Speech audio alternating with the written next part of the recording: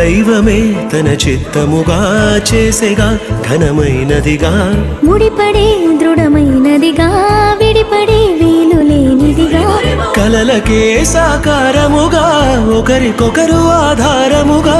తల్లి స్థానంలో భార్యనుగా తండ్రి స్థానంలో భర్తనుగా నాదనే స్వార్థము విడగా మనదనే